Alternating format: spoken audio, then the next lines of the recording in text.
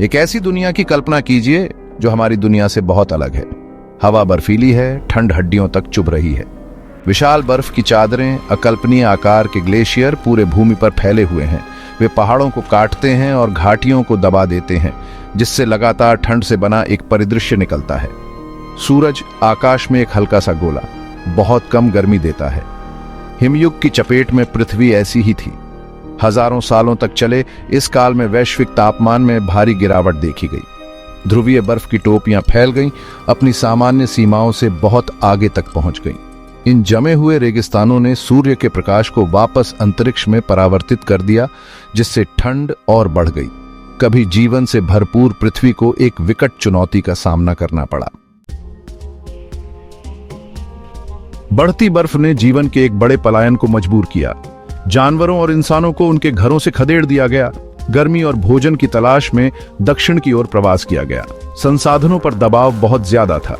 भोजन और आश्रय के लिए प्रतिस्पर्धा जीवन रक्षा का मामला बन गई।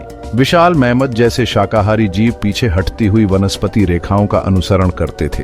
अपने मोटे फर और चर्बी की परतों के साथ ठंड के अनुकूल होने वाले ये विशाल जीव फिर भी बदलते पर्यावरण के प्रति संवेदनशील थे। शिकारी भी आगे बढ़ रहे थे। अपने भयानक नुकीले दांतों वाला प्रतीकात्मक कृपाण दांतेदार बिल्ली मैमथ के झुंड का पीछा करता था। उसका अस्तित्व उनके भाग्य के साथ जुड़ा हुआ था। हिमयुग का प्रतीक ऊनी मैमथ प्रकृति की अनुकूलन शक्ति का प्रमाण था।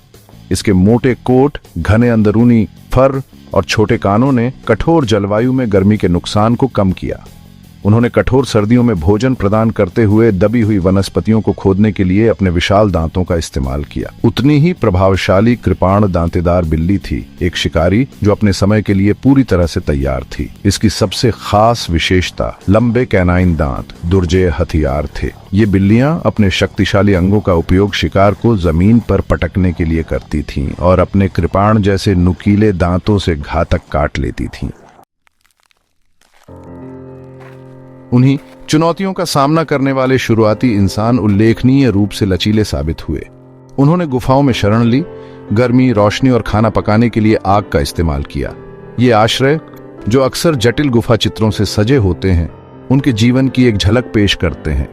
उन्होंने जानवरों की खाल से गर्म कपड़े बनाए और शिकार के लिए औजार और हथियार विकसित किए। अनुकूलन करने, नया करने और सहयोग करने की उनकी क्षमता उनके अस्तित्व के लिए आवश्यक साबित हुई। हिमयुग अपनी सभी कठिनाइयों के लिए एक परीक्षा बन गया, जिसने मानव सरलता को गढ़ा और हमारी प्रजातियों के पाठ्यक्रम को आकार दिया।